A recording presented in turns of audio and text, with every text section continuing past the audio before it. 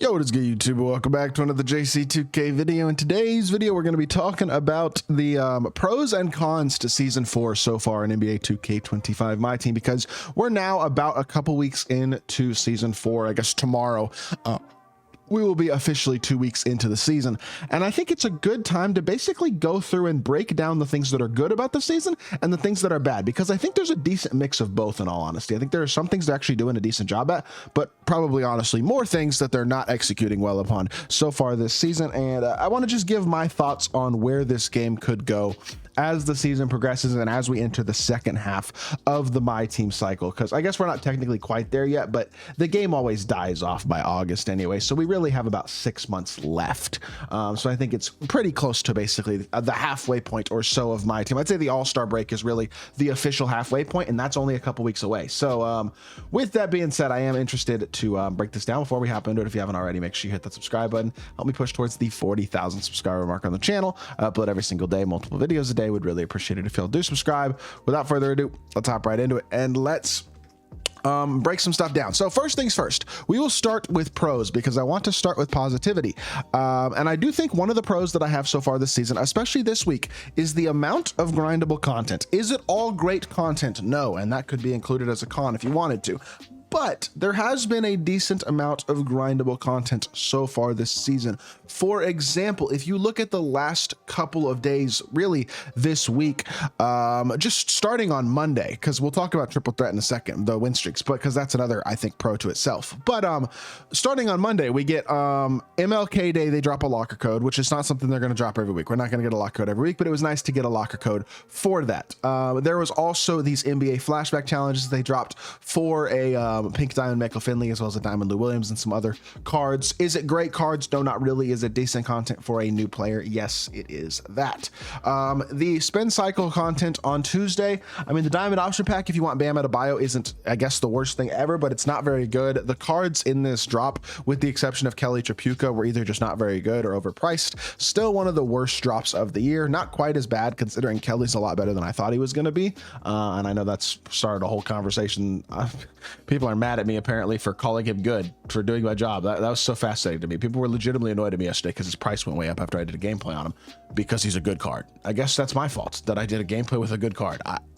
That one was baffling to me. I don't know. But either way, the Tuesday content, while not great, was also a day of content. Then Wednesday, yesterday, the last 2 weeks, actually, we've gotten weekly challenges on Wednesday. Last week, it was double MT weekly challenges that basically, if you complete them, get you almost 50,000 MT. And then this week, we got a bunch of season rewind challenges that include a best of MyTEAM super pack and a variety of other packs that are also grindable. So again, it gives you something to do if you're playing the game, even if it's not the best stuff to do. And then today they dropped the NBA Paris challenges as well, which have a chance of Pink Diamond Wembanyama, but realistically, you're not going to pull Wemby. The odds of actually getting him are exceedingly low. But with that being said, it is still, again, a decent set of free grindable content.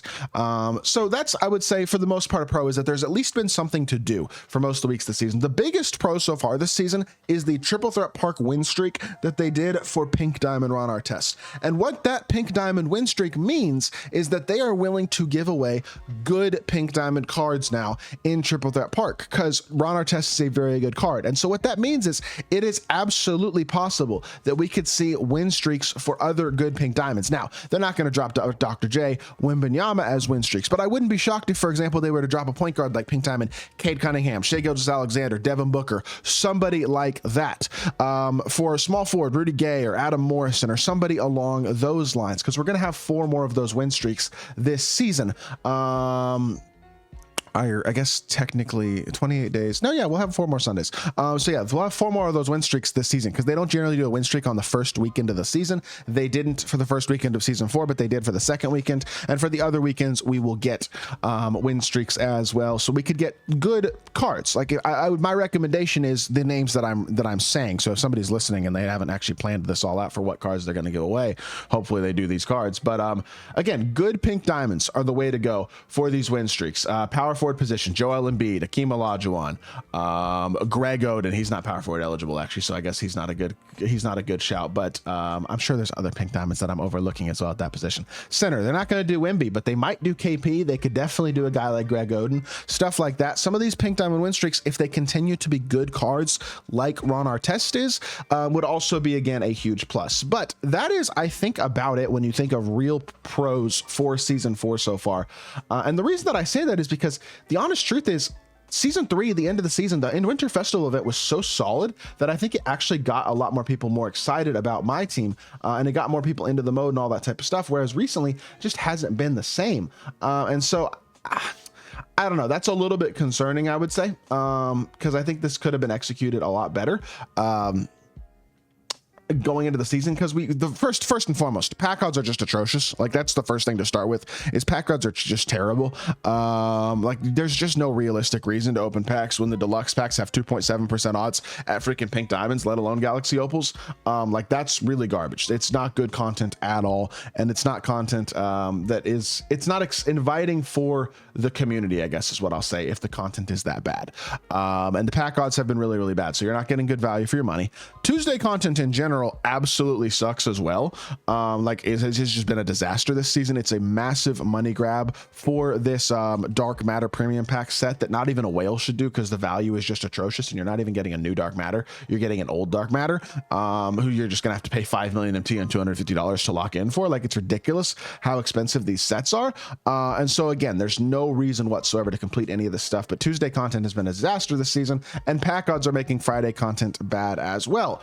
So that obviously isn't great. Now, additionally, I don't love the level up rewards this season. I mean, besides Xavier McDaniel, who's really good, Dirk is okay, Pro Pass Wade is okay. I still didn't like the fact that you have to get the Pro Pass to get a good Dwayne Wade. That is annoying. I'm not a fan of that. I also am not a fan in general of the fact that I want the level 40 reward to be a better card. Last season it was David Robinson. He's an absolute beast. This season, not the same thing. Again, pretty annoying in my opinion. I don't know. I'm just a little bit exasperated about the free reward content this season for the most part, because I don't think it's executed upon very well, and I feel like it makes the game mode hasn't been thriving the way that it could be this season so far, is basically what I'll say. And so that's exasperating as well. I want to see growth in terms of the grindability of like good content, and not just there being daily content, but actually like good daily content is really what I'm looking for. And so that is again a bit exasperating. I will say one other pro that I did forget to mention, I think, to finish out the video as well, though, is the fact that the budget cards in the Friday drops have actually been good this season so far. At least a couple of them, like maybe not as much in the first drop. Danilo Gallinari was decent, but Camby's okay. Page is not bad as a pink diamond. A couple cards like this that are decent, a couple of good amethysts and Trey Murphy and Nas Reed. So it's been a little bit of an improvement there, but I will still say I like Showstoppers last week. Jeff Green is an incredible budget card. Damari Carroll is really good. That would be another pro that I hope gets sustained upon, is content like that is legitimately rewarding and legitimately good, because I think that is more along the lines of what you can actually, it's the type of stuff that allows no money spent players to compete at a higher level, basically, is what I'll say. And I guess with no animation changes on a lot of these new cards, it is allowing a lot of the no money spent players to compete without having to have top tier cards. So I guess that would be another pro as well. But pack odds have to be better. The rewarding grindable content, in my opinion, overall has to be better. I think there is real progress that can still 100% be made from this game. I just don't think they've executed well enough for the most part this season. Yeah, in ways they could have anyway, I guess. I don't know. I'm not trying to be a Debbie Downer or anything like that. I think they could execute better than they are. That's it, in a lot of ways. The game's not in the worst state ever right now, but it could certainly be better, and hopefully it will continue to get better. And these win streaks on Sundays, if they're good cards, that does, I think, actually make up for a lot of the negative, because if they drop 5 really good pink diamond cards this season that are grindable for free, that's going to be fire free content. Like, it really is. So with that being said, that's good for the video. I hope y'all did enjoy. If you did, make sure you hit that like button, leave a comment, and subscribe. Be back with more 2K content very, very soon, and I appreciate y'all. Peace.